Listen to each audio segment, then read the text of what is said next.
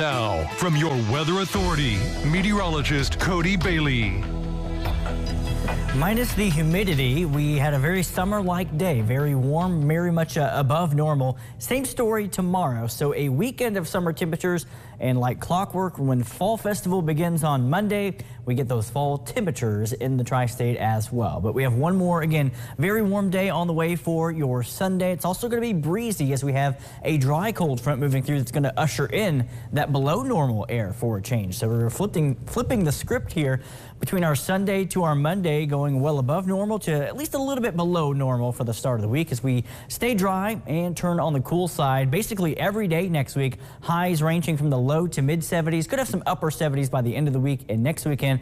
And then overnight lows in the mid to upper 40s to around 50 pretty much every day. So again, perfect weather for the Fall Festival each day. No threat of rain, very tranquil, very calm and quiet as well. We'll certainly take it, especially given the Fall Fest, the timing. Of course, if this was last week, we were getting out of the remnants of Helene with a lot of that rain, beneficial rains, but now we get that payoff of some smooth sailing type of weather for all of next week as well. But outside right now, it is a little on the warm side. Temperatures still in the 60s right now. We're going to stay in the low to mid 60s by daybreak tomorrow morning. That's our Hedge Construction Tower camera in Henderson, looking down on the US 41 strip. Out on the west side of Evansville, on top of the library there on the campus of USI, looking actually more towards the west. You've got the quad here, the academic building there off into the distance, some lights. We've been watching those in the Weather Center this evening, kind of displaying in those oranges and yellows and pinks and now turning blue as well. We've also got our downtown Evansville tower camera looking towards the west. This is going to be busy, of course. We always see, especially later in the week for Fall Fest, the Lord Expressway gets backed up with people trying to find their parking spot on West Franklin or to get to West Franklin.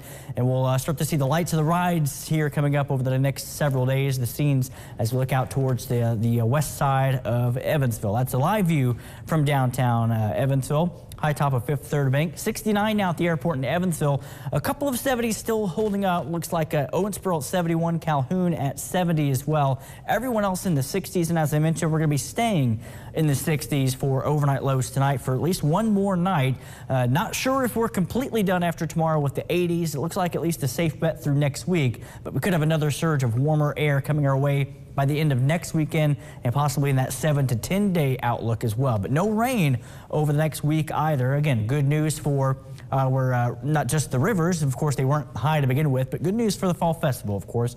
Here is a look at our rivers across the tri-state. The Ohio and Evansville continues its slow fall, and it will hover around the upper 14 feet, low 15 feet range for the course of the next several days. The Wabash and Mount Carmel holding steady. We do have one crest just a little bit above 12.5 feet tomorrow night for the Green and Calhoun. The White River in Petersburg and the Little Wabash and Carmi both continue their slow fall. We are watching once again in the Gulf of Mexico, now Tropical Storm Milton, and it is strengthening right now just off the west or the east coast of Mexico. Now 45 mile per hour sustained winds. It was about 40 miles per hour through most of the day, but it will travel across the warm Gulf waters, quickly strengthening, likely another major hurricane. That would be a Category 3 or greater. Looks like it will make that status likely by Tuesday evening. The forecast right now, either a high-end Category 2 or a low-end Category 3. Of course, it's not always just the winds, as we saw with Helene last week. The flooding, regardless of the category rating for the hurricane, can be deadly and damaging as well. Unfortunately, going over some of the same locations in Florida that were just impacted by Helene.